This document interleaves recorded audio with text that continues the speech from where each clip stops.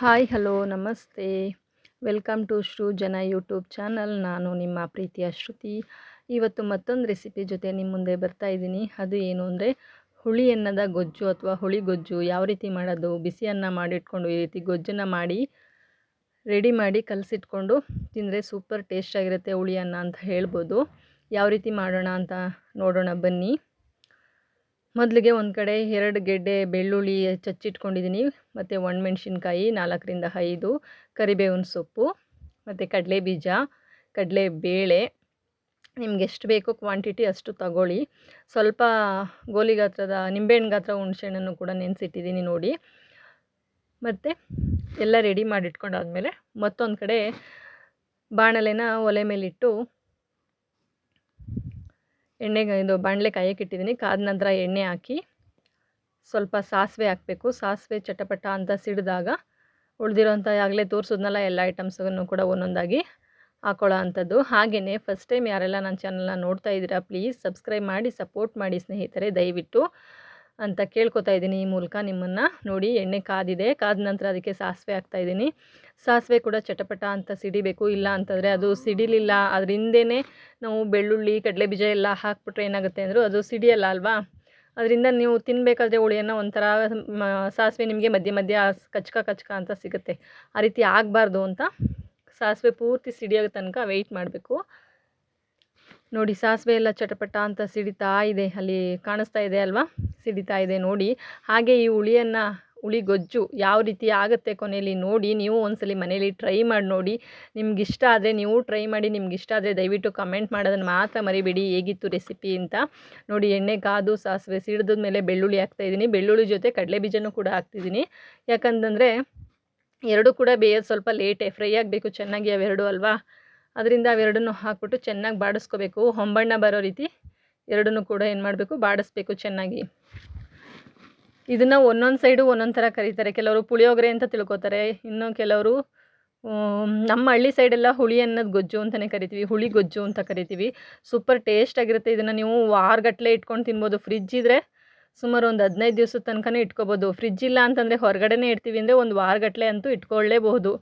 ಇದನ್ನು ಮಾಡಿದ ದಿನ ತಿನ್ನೋಕ್ಕಿಂತ ಅದನ್ನು 3-4 ಡೇಸ್ ಬಿಟ್ಟು ತಿಂದರೆ ಸಖತ್ ಟೇಸ್ಟ್ ಇರುತ್ತೆ.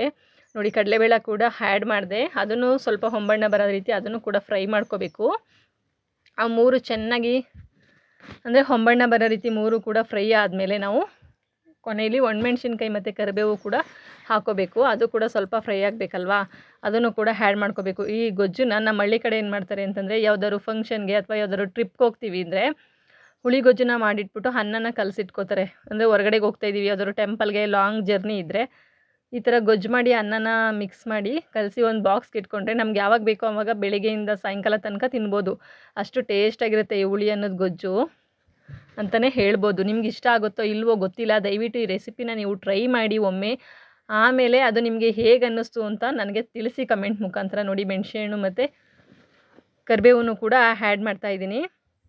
ಆ್ಯಡ್ ಮಾಡಿ ಇದೊಂದು ಸ್ವಲ್ಪ ಲೆಂತಿನೇ ಆಯಿತು ವಿಡಿಯೋ, ಆದರೂ ಕೂಡ ಇದು ಕರೆಕ್ಟ್ ಪ್ರೋಸೆಸ್ ತೋರಿಸ್ಬೇಕಲ್ವ, ಯಾವ ರೀತಿ ಸ್ಟೆಪ್ ಬೈ ಸ್ಟೆಪ್ ಮಾಡೋದು ಅಂತ. ಅದರಿಂದ ಸ್ವಲ್ಪ ಲೆಂತಿಯಾಗಿದೆ, ಬೇಜಾರು ಮಾಡ್ಕೋಬೇಡಿ. ನೆನೆಸಿಟ್ಟಿದ್ನಲ್ಲ ನಿಂಬೆಹಣ್ಣು ಗಾತ್ರದ್ದು ಹುಣಸೆಹಣ್ಣು, ಅದ್ರ ನೀರನ್ನು ಕೂಡ ಚೆನ್ನಾಗಿ ಹುಳಿನ ರಸ ಎಲ್ಲ ತೆಗೆದು ಹುಳಿ ಬಿಟ್ಕೊಂಡಿದ್ದೀನಿ. ನೀರು ಥರನೇ ಇರುತ್ತೆ ಫಸ್ಟು ಅಲ್ವಾ. ನೋಡಿ ಹುಳಿ ಎಷ್ಟು ತೆಳ್ಳಗಿದೆ ಅಲ್ಲ, ತೆಳುವಾಗೇ ಇದೆ ಫಸ್ಟು ಟೈಮು. ನೋಡಿ ಕೊನೆಯಲ್ಲಿ ಗೊಜ್ಜು ಯಾವ ರೀತಿ ರೆಡಿ ಆಗುತ್ತೆ ಅಂತ. ಆಲ್ಮೋಸ್ಟ್ ಎಲ್ರಿಗೂ ಗೊಜ್ಜು ಅಂದರೆ ಗೊತ್ತಿರುತ್ತೆ, ಬಟ್ ನಮ್ಮ ಹಳ್ಳಿ ಸ್ಟೈಲಲ್ಲಿ ಹೆಂಗೆ ಮಾಡ್ತಾರೆ ಅಂತ ನಿಮಗೆ ಗೊತ್ತಿಲ್ಲದೇ ಇರ್ಬೋದು. ಗೊತ್ತಿಲ್ಲ ಅಂದರೆ ದಯವಿಟ್ಟು, ಗೊತ್ತಿದ್ದರೆ ತಪ್ಪು ತಿಳ್ಕೊಬೇಡಿ, ಗೊತ್ತಿಲ್ಲ ಅಂದರೆ ಒಂದ್ಸಲಿ ಟ್ರೈ ಮಾಡಿ ನೋಡಿ ಹೆಂಗಿತ್ತು ರೆಸಿಪಿ ಅಂತ ಹೇಳೋದನ್ನು ಮಾತ್ರ ಮರಿಬೇಡಿ ದಯವಿಟ್ಟು ಕಮೆಂಟ್ ಮುಖಾಂತರ, ಓಕೆನಾ. ನೋಡಿ ಹುಳಿನೂ ಕೂಡ ಬಿಟ್ಟೆ, ಹುಣಸೆಹಣ್ಣಲ್ಲಿರೋ ಹುಳಿನೆಲ್ಲ ತೆಗೆದು ಹಾಕಿದ್ದೀನಿ. ಅದು ಸಿದ್ರ ಅಥವಾ ಸಿಪ್ಪೆ ಬರುತ್ತಲ್ಲ ಅದನ್ನೆಲ್ಲ ಸೈಡ್ಗೆ ಎತ್ತಿಟ್ಟು ಇದಕ್ಕೆ ನಾವು ಯಾವ್ದು ಹಾಕ್ತೀವಿ ಅಂದರೆ ಸಾಂಬಾರು ಪುಡಿ ಹಾಕ್ತೀನಿ. ಸಾಂಬಾರು ಪುಡಿ ಅಂದರೆ ನೀವು ಬೇಳೆ ಸಾಂಬಾರಿಗೆ ಮತ್ತು ಎಲ್ಲ ಸಾಂಬಾರು ಮಾಡ್ತೀವಲ್ವ, ಆ ಸಾಂಬಾರ್ಗಂತ ಹಾಕುವಂಥ ಸಾಂಬಾರು ಪುಡಿ ಅಂದರೆ ಬೇರೆ ಯಾವ ಪುಡಿನೂ ನಾನು ಮಿಕ್ಸ್ ಮಾಡಲ್ಲ. ಗರಂ ಮಸಾಲ ಆಗಲಿ ಅಚ್ಕಾರದ ಪುಡಿ ಆಗಲಿ ಯಾವುದೂ ಇನ್ಕ್ಲೂಡ್ ಮಾಡಲ್ಲ, ಬರೀ ಸಾಂಬಾರು ಪೌಡ್ರು ಮಾತ್ರ. ನಾವು ವರ್ಷಕ್ಕಾಗಷ್ಟು ಸಾಂಬಾರು ಪೌಡ್ರು ಮನೇಲೇ ರೆಡಿ ಮಾಡಿ ಇಟ್ಕೋತೀವಲ್ವ, ಆ ರೀತಿ ಅದೇ ಸಾಂಬಾರು ಪೌಡ್ರನ್ನ ಇದಕ್ಕೂ ಕೂಡ ಯೂಸ್ ಮಾಡಿದ್ದೀನಿ. ನಾವು ಸಪ್ರೇಟಾಗಿ ಗರಂ ಮಸಾಲ, ಅಚ್ಕಾರದ ಪುಡಿ, ಚಾಟ್ ಮಸಾಲ ಆ ಥರ ಏನೂ ಕೂಡ ಇನ್ಕ್ಲೂಡ್ ಮಾಡ್ತಾಯಿಲ್ಲ. ಓನ್ಲಿ ಸಾಂಬಾರು ಪುಡಿ ಮಾತ್ರ ಹಾಕಿದ್ದೀನಿ. ನೋಡಿ ಈಗ ಅದು ಕುದಿಯೋಕ್ಕೆ ಶುರುವಾಗಿದೆ, ಚೆನ್ನಾಗಿ ಕುದೀತಾ ಇದೆ. ಅದು ಕುದಿದು ಹೆಂಗೆ ಬರಬೇಕು ಅಂದರೆ ಗಟ್ಟಿ ಬರಬೇಕು ಗೊಜ್ಜು. ಎತ್ತಿದ್ರೆ ನಮಗೆ ಗೊತ್ತಾಗುತ್ತೆ. ನೋಡಿ ಗಟ್ಟಿ ಆಯಿತು.